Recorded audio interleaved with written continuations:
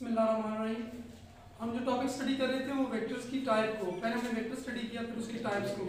तो जो आज हम हमारी सबसे पहले जो टाइप ऑफ वेक्टर है वो है यूनिट वेक्टर। तो यूनिट वेक्टर क्या होता है, पहले तो इसकी डिफाइन देख लें, फिर इसकी मैथमेटिकल फॉर्म है, फिर उसको रिप्रेजेंट कैसे करते हैं। सबसे डिफाइन देखते हैं, a vector whose magnitude is equal to 1। Unit vector के नेम से भी जाहिर है कि उसकी मैग्नीट्यूड 1 ऑफ कोर्स वो यूनिट 1 को कहते हैं। A vector whose magnitude is equal to 1 with no units is in a given direction. तो it means कि यूनिट वेक्टर वो वाला वेक्टर होता है जिसकी मैग्नीट्यूड यानी कि जो होती है वो 1 के इक्वल होती है और उसके साथ उसका कोई और यूनिट नहीं होता। अब रिप्रेजेंट इसको कैसे करते हैं, सिंपली पहले हमने बताया था कि वेक्टर के अंदर दो चीजें होती हैं, एक तो वो वेक्टर और एक उसकी डायरेक्शन, यानी कि एक वेक्टर की मैग्नीट्यूड है एक उसकी डायरेक्शन। तो ये देखिए कि मैंने लिखा है वेक्टर इज इक्वल टू, ये उसकी मैग्नीट्यूड और ये साथ उसकी डायरेक्शन के लिए मैंने एक नोटेशन लिखी है, ए हेड कह रहे हैं, ए कैप कह रहे हैं, जो भी। अब यहाँ से ये जो चीज, ये जो डायरेक्शन है, इसको अगर इसकी वैल्यू निकालनी हो तो ये वेक्टर के ऊपर आके इसकी जो मैग्नीट्यूड है डिवाइड हो जाएगी। तो ये जो ए हेड था is equal to A vector over its magnitude आ गया। तो मतलब क्या हुआ कि ये वाला जो है ये डायरेक्शन को बता रहा है और इसकी वैल्यू 1 है। तो इट मींस आपने याद रखना है कि इसी को हम यूनिट वेक्टर कहते हैं। तो यूनिट वेक्टर क्या होता है, वो वेक्टर जिसकी मैग्नीट्यूड इज इक्वल टू 1 होती है और वो हमें डायरेक्शन बताता है, ठीक है। नहीं ये लिखा हुआ है, it is represented by the letter with cap और हैट ऑन इट। तो इसको हम जो रिप्रेजेंट कर सकते हैं किसी भी लेटर से रिप्रेजेंट कर सकते हैं, लेकिन उसके ऊपर हमें नीचे कैप या फिर हैट जो आप लफ्ज यूज करते हैं ये डालना जरूरी है, लिखना जरूरी है, ठीक है।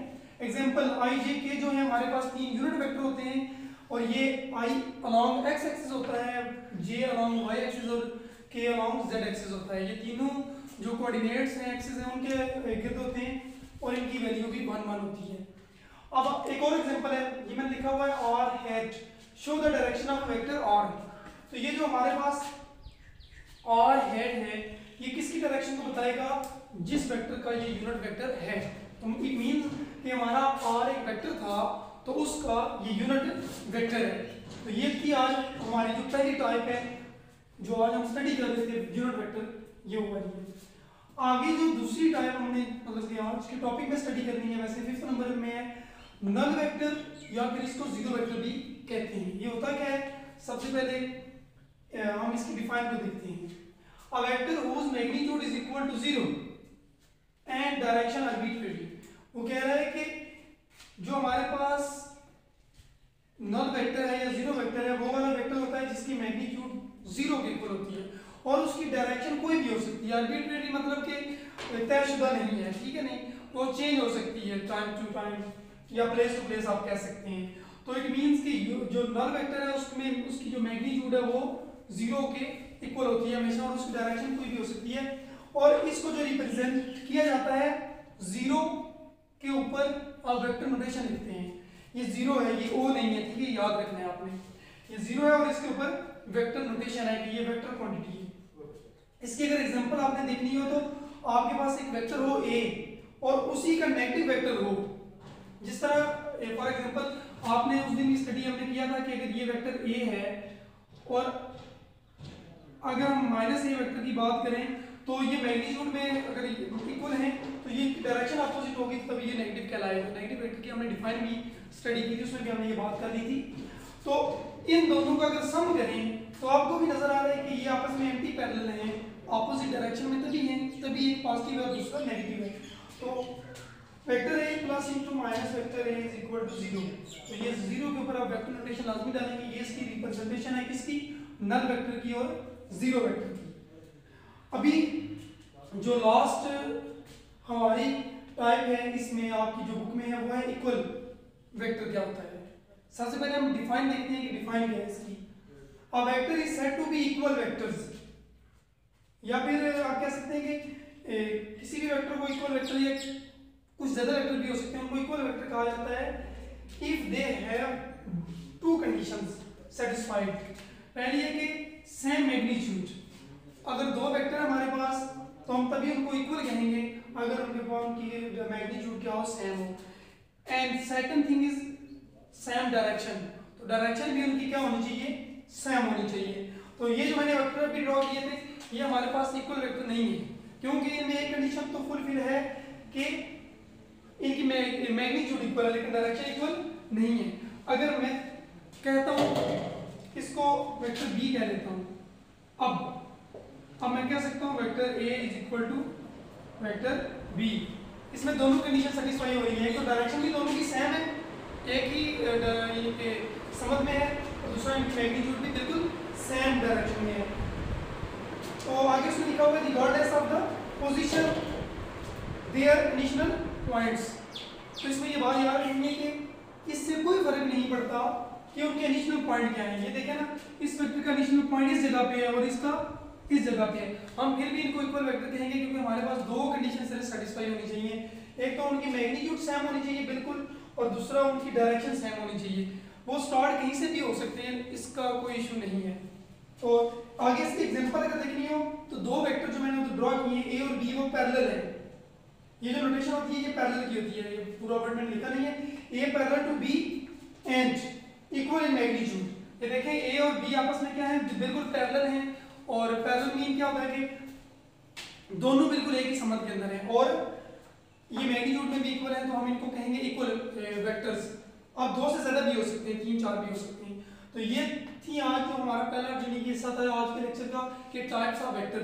तो ये आज हमने 3 स्टडी करनी है और इनकी एग्जांपलें भी साथ और नोटेशन भी। जो अभी हमने स्टडी करना है वो ये है कि कंपोनेंट्स ऑफ अ वेक्टर, इनके वेक्टर के हिस्से। तो सबसे पहले हम इसकी डिफाइन देख लेते हैं। एक तो ये है कि effective value of vector in a given direction, तो उनको भी हम कंपोनेंट ऑफ वेक्टर भी कह सकते हैं, लेकिन ये डिफाइनेशन वाली है जो ये ज़्यादातर इस्तेमाल की जाती है। A vector may be separated into 2 और मोर पार्ट्स, तो वो जो एक वेक्टर है उसको हम 2 या 2 से ज़्यादा हिस्सों में डिवाइड कर सकते हैं, तोड़ सकते हैं, स्प्लिट कर सकते हैं, और उन्हीं पार्ट्स को कंपोनेंट ऑफ अ वेक्टर कहते हैं। तो आपने इस डिफाइन को सही तरह से याद करना है। आगे है rectangular component of a vector, ये क्या होते हैं? 9th क्लास में भी आपने स्टडी किया हुआ है कि अगर हमारे पास कोई वेक्टर हो तो उसके वो कंपोनेंट जो है दूसरे के लिहाज से 90 के एंगल पे हो, तो उनको हम क्या कहते हैं? रेक्टेंगुलर कंपोनेंट कहते हैं। ये डिफाइन कीजिए the components of a vector which are perpendicular to each other. Vector के वो कंपोनेंट्स जो आपस में परपेंडिकुलर टू ईच अदर हो, यानी कि आप यानी कि दोनों आपस में 90 के एंगल पे हो। परपेंडिकुलर टू ईच अदर का मतलब होता है कि दोनों के दरमियान जो एंगल है वो 90 डिग्री का है। अगर आपके पास एक कंपोनेंट ये है तो दूसरा बिल्कुल इस डायरेक्शन में होगा, तो ये एंगल 90 का बनेगा। तो इट मींस कि ये आपके पास एक वेक्टर के अगर दो कंपोनेंट अगर होंगे तो इनके दरमियान एंगल कितना होना चाहिए? 90 आना चाहिए। तो अब देखते हैं इससे आगे एक्सप्लेनेशन में चलते हैं। सबसे पहले हमने एक वेक्टर लिया, कोई भी वेक्टर ए कंसीडर कर लिया, ठीक है, और आपको पता है सबसे पहले हमने कोऑर्डिनेट सिस्टम ड्रा करना होता है। एक्स और वाई कोऑर्डिनेट सिस्टम हमने ड्रा किया। ओरिजिन ओ से हमने कोई एक वेक्टर ड्रा किया जिसको हमने ए कह दिया, और ये जिस पोजीशन तक गया है वेक्टर उसको हमने पी कह दिया, सिंपल। अब इसके बाद हमने ये जो वेक्टर था इसको इसके कंपोनेंट में रिजॉल्व कर लिया। कंपोनेंट में रिजॉल्व करने का मेथड ये होता है कि जो हमारा वेक्टर होता है, जो उसकी हेड होती है, उससे दोनों ही तरफ परपेंडिकुलर ड्रा किए जाते हैं। तो अगर हम इससे एक्स पे परपेंडिकुलर ड्रा करें तो ये वाला परपेंडिकुलर आता है एम परपेंडिकुलर, ठीक है नहीं, इसको हमने एक्स पे ड्रा किया। इसी तरह पॉइंट पी से या पोजीशन पी से फिर इसी तरह वाई एक्सिस के ऊपर भी हमने परपेंडिकुलर डॉटेड लाइन से ड्रा किया और इसको हमने एन कह दिया। फिर और ये वेक्टर जो हमारा था इसने एक्स एक्सिस के साथ जो एंगल बनाया था वो थीटा, लेट अस सपोज हमने कर लिया कि थीटा उसने एंगल बनाया था। अब एक बात है हमेशा हमने याद रखनी है कि जो एक्स एक्सिस के लॉन्ग कंपोनेंट बनेगा वेक्टर ए का, उसको ए एक्स कहेंगे, और उसका जो यूनिट वेक्टर है वो आई इस्तेमाल होता है एक्स के अलॉन्ग, और वाई के अलॉन्ग जे, और अगर जी हमारे पास डायरेक्शन इस्तेमाल हो तो उसके अलॉन्ग हम के इस्तेमाल करते हैं।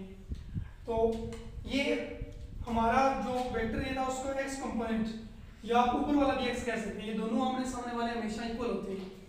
तो ये जो एक्स डायरेक्शन में है उसको ए एक्स आई, इसको भी नेम दे सकते हैं आप। इसी तरह जो हमने ड्रॉ किया था परपेंडिकुलर पी से हमने एक्स एक्सिस के ऊपर, ये बिल्कुल वाई के परपेंडिकुलर पैरेलल है, तो हम ए वाई जे कहेंगे। इस साइड को भी आप ए वाई जे के इक्वल कह सकते हैं। तो अब हम चलते हैं एक्सप्लेनेशन में। आप देखें OP पी मतलब हमारे पास यहाँ से यहाँ तक जो यानी कि हमारे पास फासला है वो किसके इक्वल है, दो हिस्सों के इक्वल है। ओ एम, इसको अगर प्लस करें ओ एन पे, यानी कि O M plus O N, यहाँ से एम से एन तक ये फासला भी बनता है, तो O M plus M N भी कह सकते हैं या ओ एन भी कह सकते हैं, ये इक्वल है। आमने सामने वाले हमेशा ऊपर नीचे वाले ही आपस में एक दूसरे के लिहाज से बिल्कुल इक्वल है। तो अब यहाँ पे मैंने लिख दिया ओ पी क्या है हमारे पास, यहाँ से यहाँ तक वेक्टर ए वो लिखा, ओ एम यहाँ से यहाँ तक का फासला वो ए एक्स आई, यानी कि x component of vector A. इस तरह फिर अब वाई ओ एन की जगह लिखना था ओ एन यहाँ से यहाँ तक, या आप यहाँ से यहाँ तक भी कह सकते हैं, तो किसके इक्वल है, ए बाई जे के इक्वल। इसको इक्वेशन नंबर 1 नेम दे दिया है। फिर आगे चलते हैं x component of vector A अगर कैलकुलेट करना हो तो हम कैसे करते हैं एक्स कंपोनेंट। फिर हम ट्रायंगल यूज करनी है मैथमेटिकली। देखिए इन राइट ट्रायंगल, यहाँ मैंने राइट नहीं लिखा तो आपको पता नहीं चाहिए, इसमें वो ट्रायंगल जिसके अंदर एक कम से कम 90 डिग्री का एंगल हो वो राइट ट्रायंगल कहलाती है। तो ये इसमें ये 90 डिग्री का एंगल मौजूद है, ड्रा बेशक नहीं किया हुआ। तो इन राइट ट्रायंगल कौन सी, O P M, O P और एम। अब हम इस हिस्से की बात कर रहे हैं, ठीक है, नहीं एक्स कंपोनेंट के लिए, क्योंकि एक्स कंपोनेंट हमारा इस हिस्से में आ रहा है, ठीक है।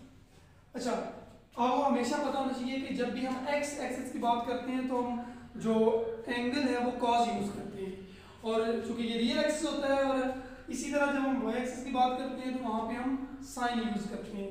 तो कॉस थीटा बेस और हाइपोटेन्यूज होता है। अब इसमें देखें बेस कौन सी है,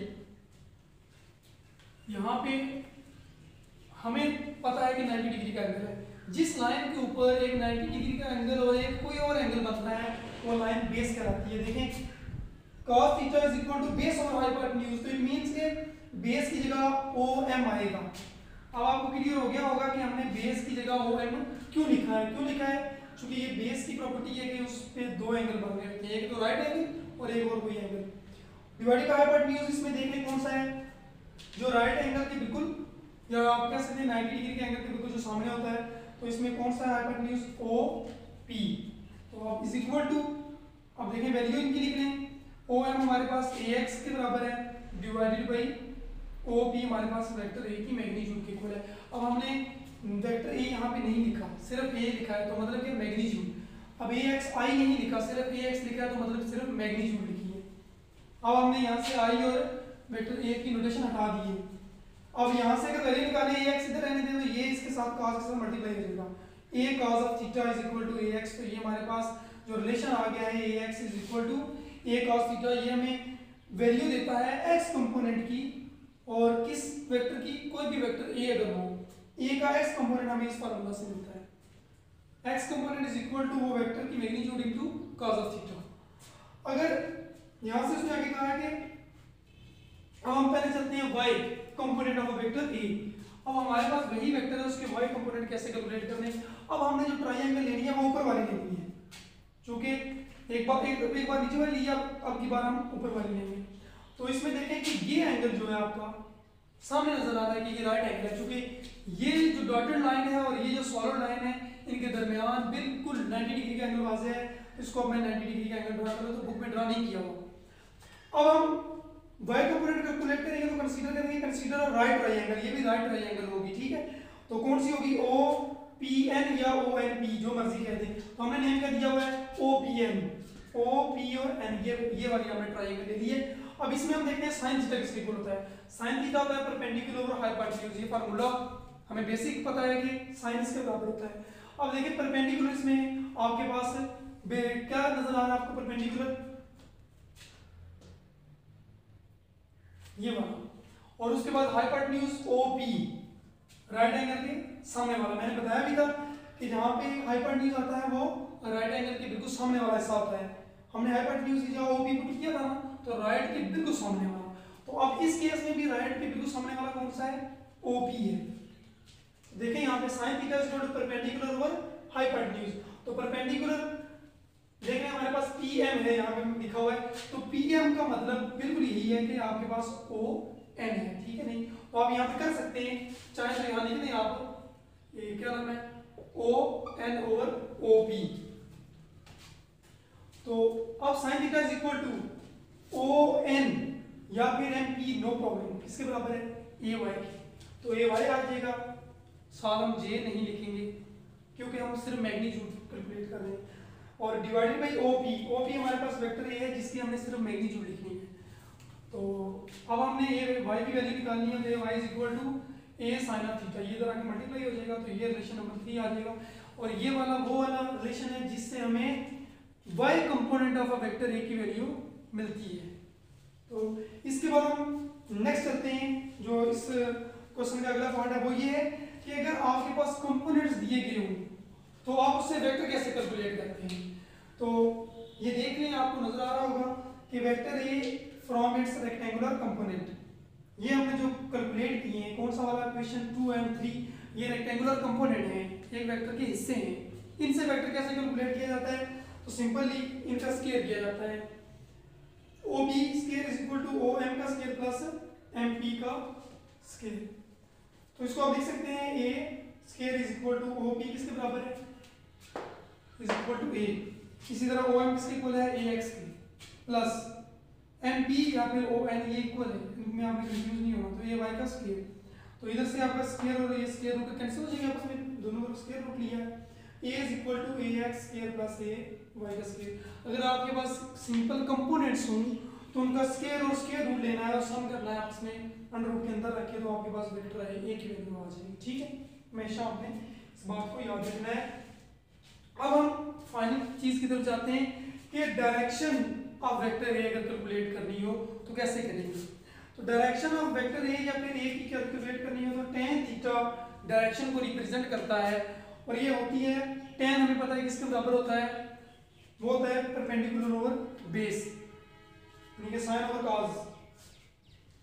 तो इसमें देखें परपेंडिकुलर हमारा इक्वेशन में कौन सा आ रहा था, मैंने बताया भी था कि परपेंडिकुलर हमारा यानी कि इसमें इस केस में अगर नीचे वाले की बात करें तो क्या आ रहा है, MP या PM, ये आप आगे पीछे कर सकते हैं। और बेस इस केस में क्या आ रही है, OM, क्योंकि मैंने बताया था कि जिससे दो एंगल बनेंगे वो क्या कहलाएगी, बेस कहलाएगी। ठीक है नहीं, और इस केस में ये वाला आपका परपेंडिकुलर होगा, ये 90 के सामने वाला हाइपोटेन्यूज होगा। तो ये इस केस में मैंने लिख भी दिया परपेंडिकुलर ताकि आपको याद रहे। ठीक है, तो परपेंडिकुलर ओवर बेस, तो परपेंडिकुलर हमारे पास क्या है, AY सिर्फ मैग्नीट्यूड में, डिवाइडेड बाई OP मतलब कि बेस हमारे पास क्या है, AX। दोनों को डिवाइड करेंगे तो अगले स्टेप में आप यहाँ मैंने डायरेक्ट कर दिया है कि थीटा इधर रहने दिया, tan उधर ले गया हूँ, तो tan inverse is equal to into इसकी जगह आपके पास आ जाएगा AY और इसकी जगह ये नीचे वाले की जगह AX। तो अब हमारे पास मतलब कि क्या हुआ कि जो डायरेक्शन होती है वो tan थीटा के लिहाज से लेते हैं, लेकिन हम जब थीटा से लेते हैं तो तभी डायरेक्शन लेते हैं, tan inverse into AY over AX। ये 9 में भी आपने रिलेशन पढ़ा हुआ है डायरेक्शन ऑफ द वेक्टर, तो फिजिक्स 3rd चैप्टर है, तो इसमें आपने ये कैलकुलेट कर लिया। तो ये था आज का हमारा topic components of a vector. हमारा जो नेक्स्ट इनके लास्ट डिफाइन है वो चेक कर लें, पोजीशन वेक्टर क्या होता है। ये भी जिस तरह आपका यूनिट वेक्टर है ये बिल्कुल उसी तरह का है, तो उसकी बस मैग्नीट्यूड 1 होती है, लेकिन इसकी मैग्नीट्यूड चेंज हो सकती है। A vector which represent the position of a point, किसी भी पॉइंट की जो पोजीशन है उसको रिप्रेजेंट करता है, या फिर आप कह सकते हैं किसी भी पार्टिकल की पोजीशन को रिप्रेजेंट करता है with respect to fixed point या ओरिजिन, किसी एक जगह फिक्स्ड ओरिजिन से उसकी पोजीशन को, यानी कि वहां से आप कह सकते हैं कि फिक्स्ड, ये आपका एक फिक्स पॉइंट है, यहाँ से आप किसी भी चीज़ की डायरेक्शन या पोजीशन बताना चाह रहे हैं किसी भी P पॉइंट की, तो इट मींस कि यहाँ से फिक्स्ड पोजीशन से उस पॉइंट की पोजीशन बताएगा, तो पोजीशन वेक्टर कहलाएगा। तो डिफाइन एक बार फिर देख लें, a vector which represents the position of a point, किसी एक पॉइंट की पोजीशन या फिर पार्टिकल की position with respect to fixed origin, fixed origin से बताने के लिए जो वेक्टर इस्तेमाल होता है उसको हम पोजीशन वेक्टर कहते हैं। उसको जो सिंपली जो रिप्रेजेंट किया जाता है वो R से रिप्रेजेंट किया जाता है, आपकी बुक में जो किया हुआ है। फिर आप ले सकते हैं 2 डायमेंशनल प्लेन, यानी कि उसको आप 2 डायमेंशनल कहते हैं, उसको प्लेन भी कहते हैं। उसमें आपने क्या किया, कोई एक पॉइंट लियो P, ठीक है, और उसके आपने कोऑर्डिनेट परपेंडिकुलर ड्रा किए पहले, तो आमने सामने वाले इक्वल होते हैं, तो इस साइड को आपने x वाली साइड को a कह लिया और y वाली साइड को b कह लिया। तो ये जो पॉइंट है हमारा P, ये किन कोऑर्डिनेट में मुश्तमिल होगा, x coordinate and y coordinate. आपका बिल्कुल उसी तरह है, P इंटू एक्स, वो x y लिखते थे हम, बिल्कुल वही लिखा हुआ है। ये आपका कह लें कि x की डायरेक्शन में है और ये आपका y की डायरेक्शन वाला कोऑर्डिनेट है, तो ये पॉइंट कोऑर्डिनेट पे मुश्तमिल होते हैं, ठीक है नहीं। तो P इंटू एक्स वाई लिख सकते हैं आप, तो यहाँ पे आप P इंटू ए बी लिख लेंगे, जो कि लेंथ है कि ए है और दूसरे की b है। तो इसको अगर आपने रिप्रेजेंट करना हो तो r is equal to A I plus B J, और वेक्टर फॉर्म में आप इसको रिप्रेजेंट करेंगे। तो ये आपके पास पोजीशन वेक्टर आएगा किसका, प्लेन का, जब आपकी 2 डायमेंशन हो। और अगर आपके पास 3 डायमेंशनल स्पेस हो, जिसको आप स्पेस कहते हैं 3 डायमेंशनल, यानी कि आपके पास कह सकते हैं कि आपके पास x डायरेक्शन भी हो, y डायरेक्शन भी हो और z डायरेक्शन भी हो,